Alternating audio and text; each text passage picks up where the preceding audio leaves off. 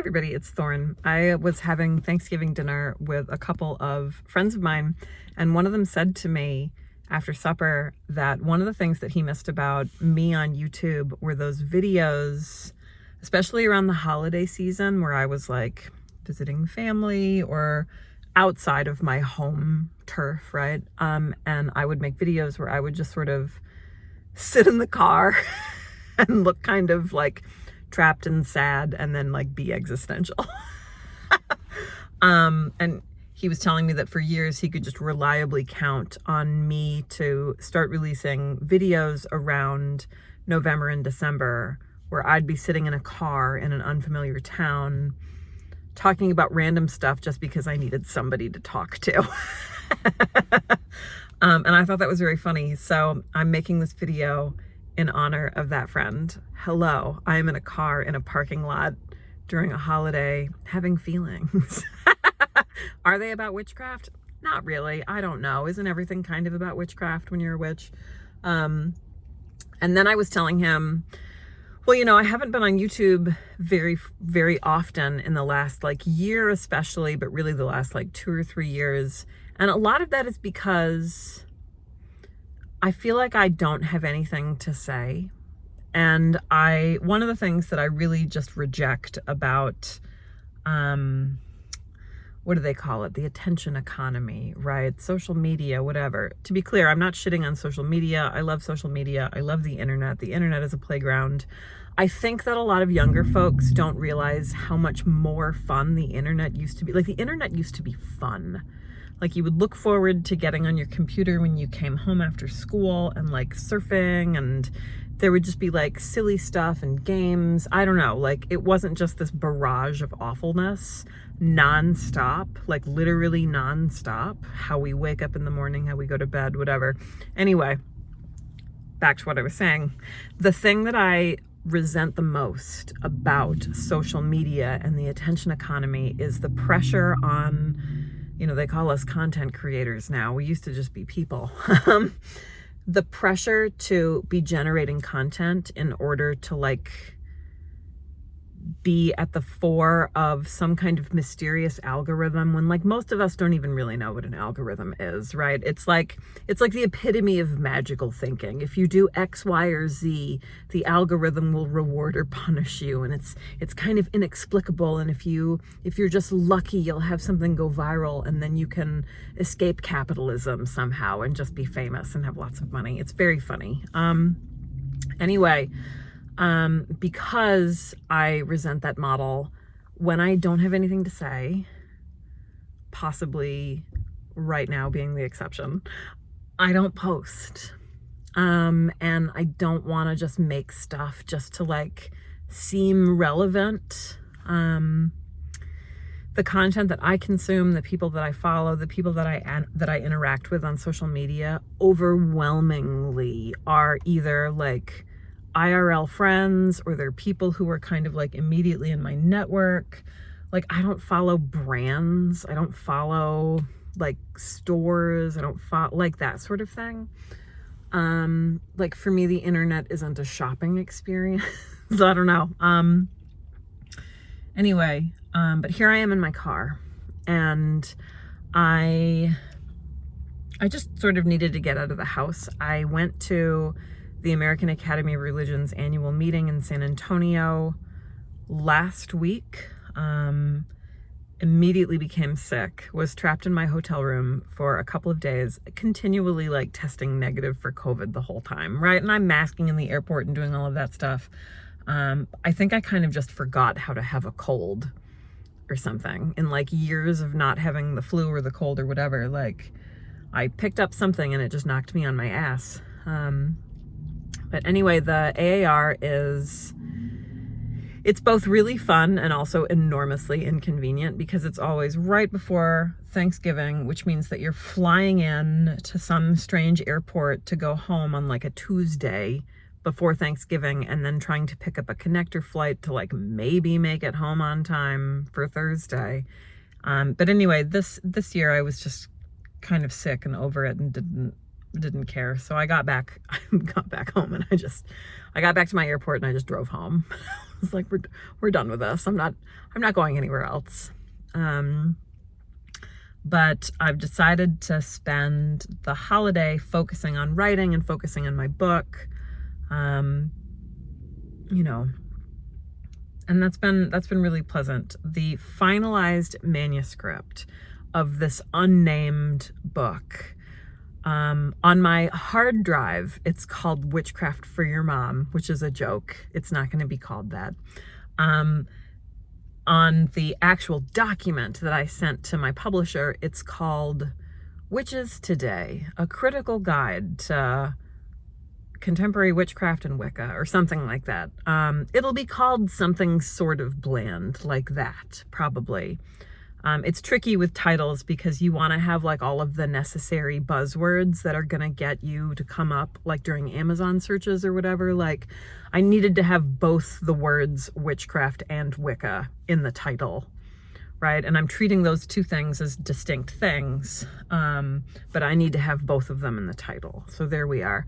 I also really want the word critical to be in the title. Like I've decided that I'm leaning into my academic background. And there was definitely some conversation around that with my editorial team. And they're brilliant and I love them. And it's nice that we can have these really like direct conversations. I think they're really important because it's a guide written for outsiders. I'm not assuming any prior knowledge about witchcraft, and I'm definitely not assuming that the reader wants to be a witch, which is my beef with all of the witch books on the market when it comes to like choosing a book for like, that's why it's called Witchcraft for Your Mom, right?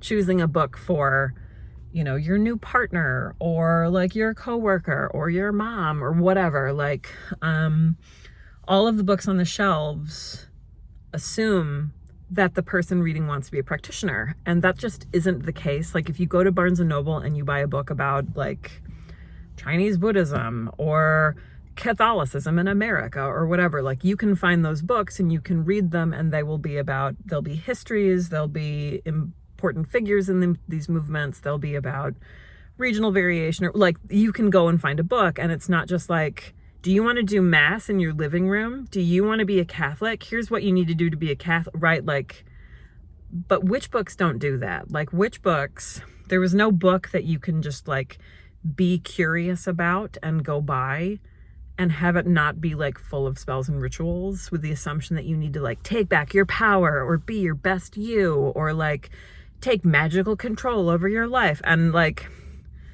I'm not trying to like make fun of those things necessarily, but like every witchcraft book reads like a self-help book, mine included, right? So I wanted something that wasn't that. So the conversation at Llewellyn was, well, when you write from a critical standpoint, when you write from an academic standpoint, you're potentially alienating some of your audience, and you're running the risk of being dry, being boring. Like, is that necessarily what people want? Like, can you make it lighter? Can it be like, these were all conversations we were having in editorial, and then also with like outside readers. I think in fiction they're called beta readers. That's not a term that I've ever actually seen outside of like fanfic, but I think that's something that happens with fiction writers. Anyway, so I guess I had like beta readers, outsiders, right? And feedback overwhelmingly was really good, but there was kind of this concern about the academic tone. And like, I think that's fair. But my response, I've really spent a lot of time thinking about this in the last few days as I've had the manuscript and I get to kind of think about finalizing it. The conversation around tone, I think, is really heavily gendered. I think for the most part, we're okay when like a dude with a PhD writes a book, whether it's for a witch publisher, a metaphysical publisher, or whatever, like, and they write a book and they're very authoritative, and like they can be authoritative and dry, and like nobody, you know, that's not a critique that I think gets leveled at men as frequently.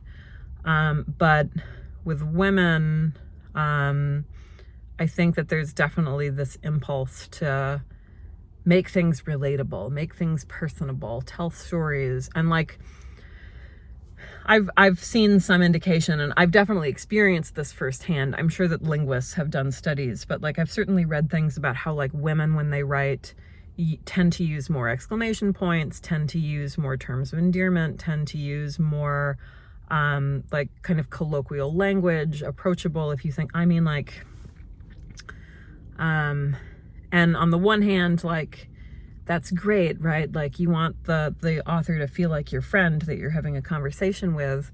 On the other hand, it can really undermine a writer's authority. So after some time thinking about it, I've decided I'm gonna just like lean into it. I'm just gonna do it harder.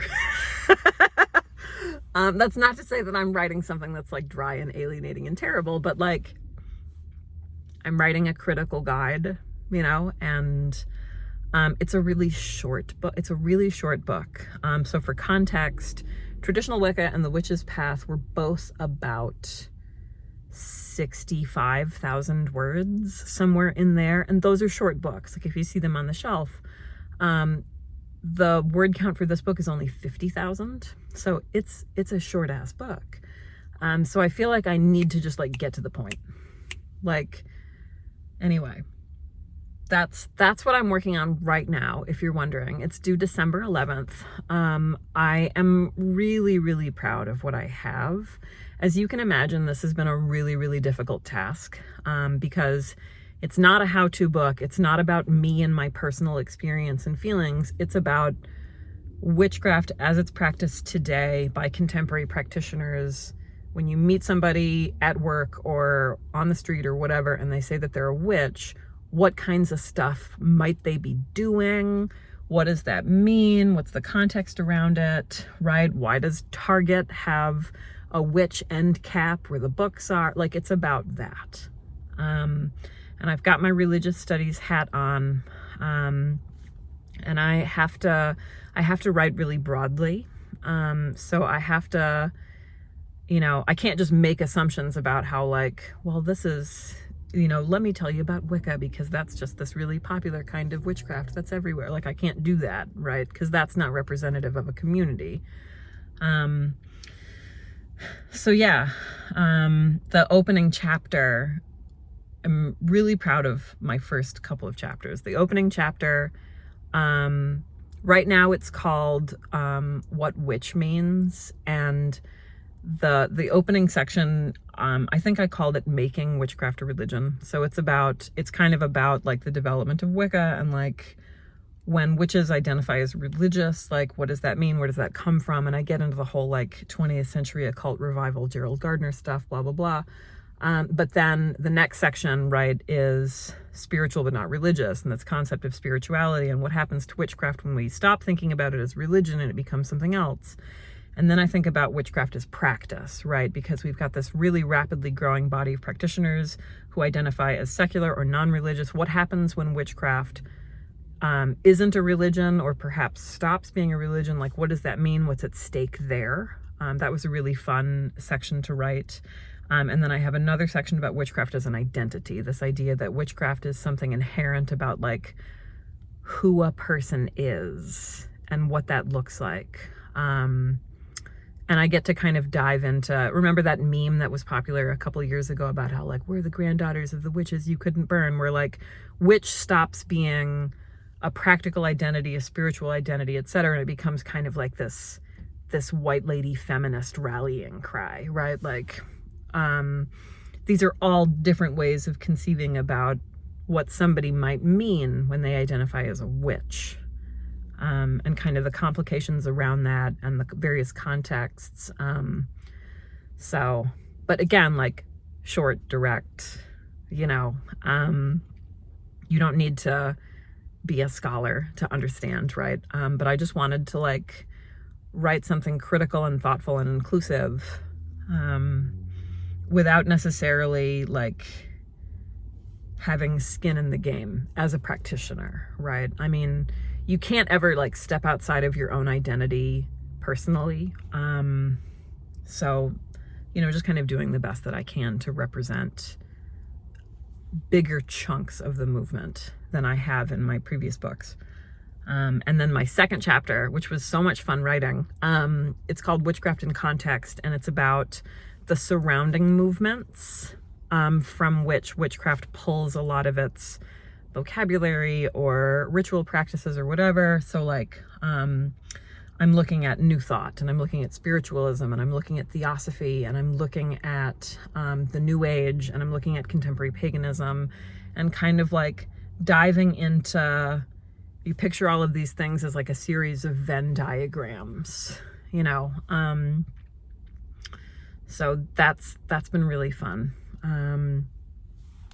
Anyway, and like I started off with that stuff. I feel like that information is a lot more important than folks realize, and I think it's much more interesting than folks anticipate, especially in this climate where, like, if you get on social media, it's like, oh, well, that thing is bullshit. That's just the New Age, and the New Age is like manipulative and bad and gaslighty and whatever. And like this thing over here is neo-pagan, and it was made up, and that's different from just being pagan or being a polytheist. Like, the way that we talk about some of these groups is sometimes so, not even just inflammatory, but it's like, it's dismissive. It's not the whole picture. It's not the whole picture, you know. And like, if you've got beef about something in the New Age, right? Well, shocker, like that doesn't change the fact that like witchcraft has been so heavily impacted by some of those beliefs, right? You know, like, you can have problems with theosophy or New Thought or some of these larger movements, but a lot of their ideas still show up in witchcraft spaces, and I think folks just don't realize where they've come from. Anyway, it's been fun. It's been really, really challenging. This has been a really difficult book to write, despite how short it is. But yeah, it'll be out next Halloween. So maybe it'll come out and then I'll get rich and I can get out of capitalism. That's how that works. That's how being an author works, right? We all just make loads of money and then can quit our jobs. That was a joke. That's not going to happen. I still need to work like 3 jobs to pay bills. But anyway, I hope you all are doing really well, and this has been me having feelings in a strange parking lot over the holidays. So you're welcome. I hope everybody has a good month. I hope you're all staying safe. Whatever. I'll see you next time.